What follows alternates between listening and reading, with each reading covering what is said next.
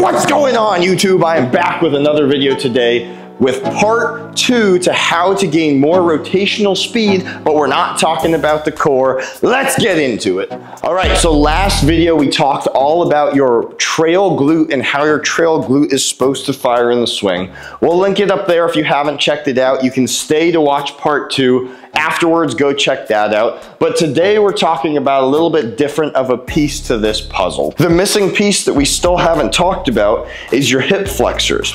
When you are swinging in the golf swing and you start firing your lower body more correctly in this trail glute firing forward, what happens is you bring your hip flexor into a very stretched position, as well as your left hip flexor, which we didn't talk about your front glute any in the last video, but the front hip flexor is also one of the most important pieces in the swing to generate more rotational force. Because how I've mentioned before, you don't want to turn into a soft side, because if you do turn into a soft side, what happens is you start to coast this way forward, whereas if you turn into a hard side, you're actually rotating against something.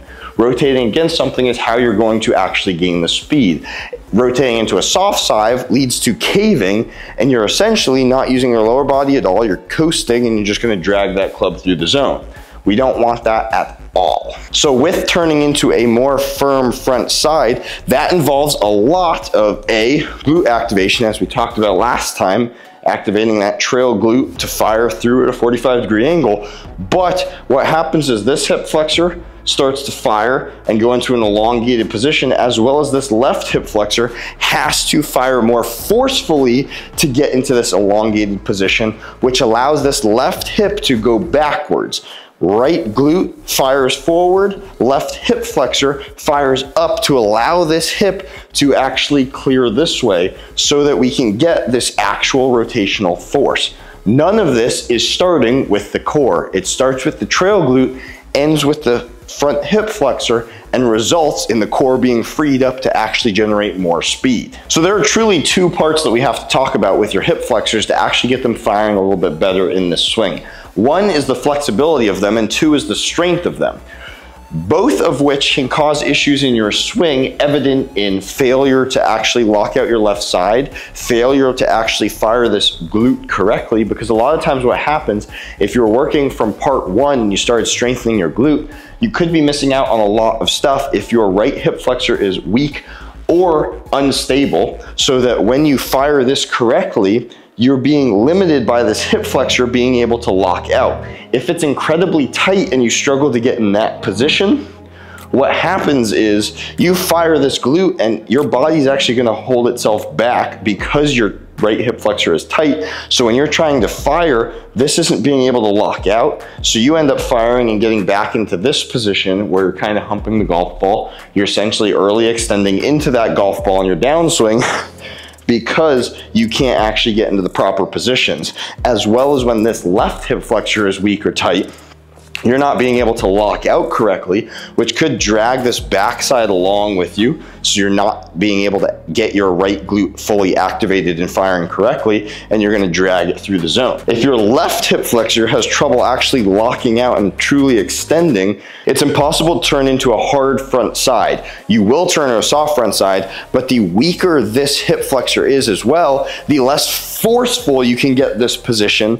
And we want you to get a lot more force locking out that left side, which in turn will generate a lot more rotational force, allow this to fire, allow this to fire efficiently, and get great rotation versus going more laterally and getting a lot of lateral movement. So a weak or tight hip flexor greatly changes your rotational pattern and also changes your loading pattern. So we need to make sure you're both strong and mobile inside your hip flexors to be able to increase your speed. Typically speaking, a lot of people with tight hip flexors actually have weak hip flexors. They'll think they're just tight, but in reality, your body is holding itself back. It's trying to contain itself so it doesn't get injured because of a weakness. So if you swing and experience and feel like both your hip flexors or one of your hip flexors are really, really tight, and that might be from the lockout pattern in your left side, it might be from when you fire your right glute through, you start feeling a pulling here, you might be experiencing a weakness, not just a tightness. How you tell by that is actually by doing some of these exercises I'm going to give you here in a second,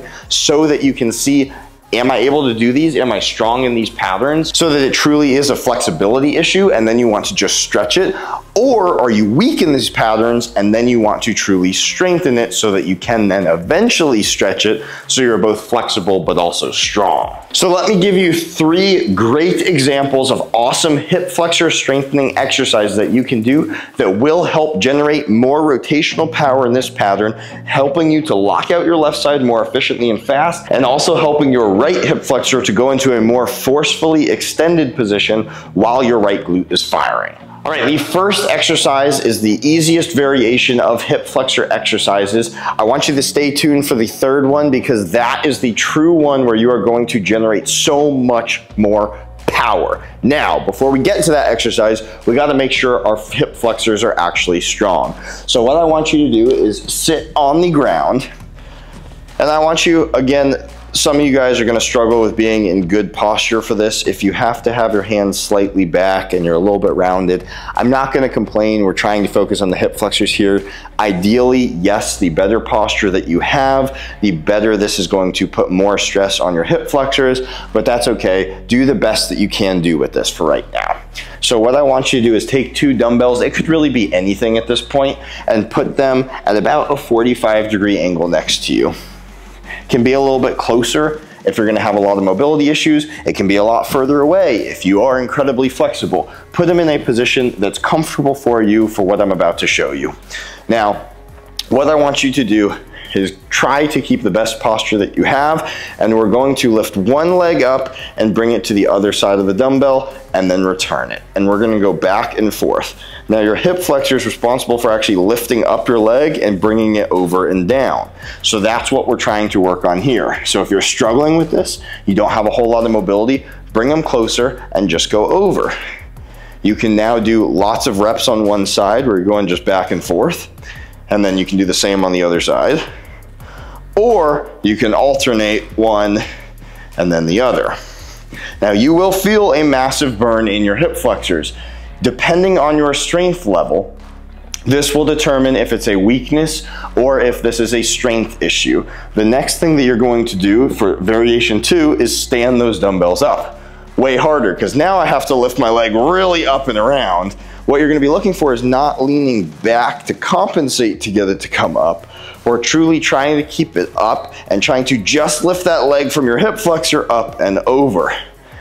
This is a very difficult exercise, so if you guys do start to struggle once you get the dumbbells up in the air, that's okay. Keep working at it. You know how important it is in your swing, and you know you're having a lot of power leaks from not actually having strong hip flexors. Now the next exercise is also going to be strengthening your hip flexors that involves 2 dumbbells. Again, you don't have to use dumbbells, you can use kettlebells, you can even use some household object like a water bottle. It's more so, it's not about weight at all in these, it's clearly about just lifting your leg over something. So for this one, what I want you to do is start in a kneeling position, and I want you to put the dumbbells or whatever you're using on the side that your leg is actually up. What you are going to be doing in this one is the same thing. Remember, your hip flexor is actually responsible for raising your leg up. So we're working on raising your leg up and bringing it over, and then we're going to go up and we're going to go over. So now we're working on a lot of mobility in this area, as well as having that strength come from your hip flexors. If you do not have this range of motion, again, you can creep them back this way so that you're not going out as wide, but that's the focus, is lift, bring it over, lift, bring it over. One thing to keep in mind is we're trying to stay as upright as possible. This is also a balancing act. It takes a lot of core strength to do. Focusing on that movement in the hip flexor, and you can see I'm wanting to shift a little bit here. What you want to get away from is compensating by really moving that way. That's something you'd want to avoid. So again, good technique would be just slightly loosening up and coming over. You'll also experience that whichever leg is down, you are having to fire that trail glute a massive amount to actually stay stabilized, which is exactly what you're doing in your golf swing. You're having to fire this glute to stabilize, and then you're having to elongate and stretch that hip flexor, as well as stretch that hip flexor very forcefully in this position so that you can get a lot more rotation. Second variation of this one, just like the first, is start increasing what you actually have to overcome. This becomes way more difficult. So now same thing, trying to keep the posture upright and focusing on truly raising it and moving it over. And now it'll be very easy. You can even see me, I'm starting to kind of collapse into this, whereas I lift my leg up and it's just dropping hard on the ground. You want to try to have a soft touch. That's ideal. That means you're really, really strong in your hip flexor so that you can control the lowering aspect. So we're going up, down, and slow, which is still clearly difficult for me to do. Up, down, and slow. That was a little bit better. When you can develop full strength in this area, you know that your hip flexors are incredibly strong. You can do tons of reps both sides with this. Hip flexor strength through the roof.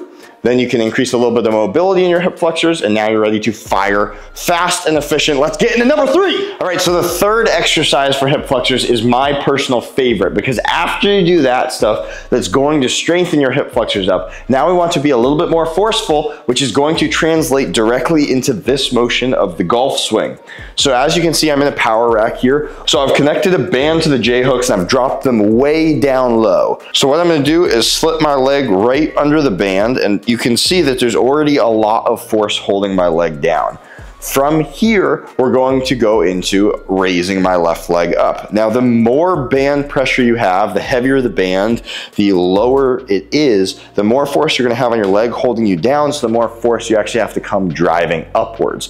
In this position, you can work on stability and actually just being hanging here. You can also hold on to this position so that you're trying to actually just focus on this driving up aspect. So we're here and we're focusing on driving up fast and forcefully.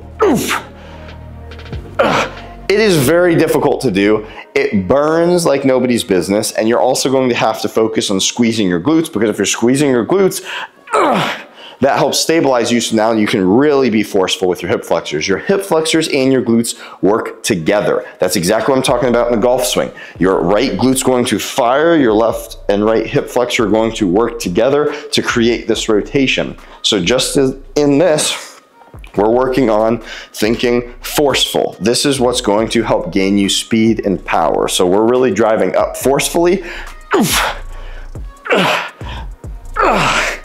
And it burns. So this will help translate into your actual golf swing. All right, so now that we have fully strengthened our hip flexors, we can start going back to the drill I was talking about last time, which is focusing on loading that trail glute in a nice pause swing. Load that trail glute, and now I want you to think that you're firing that glute forward at a 45-degree angle.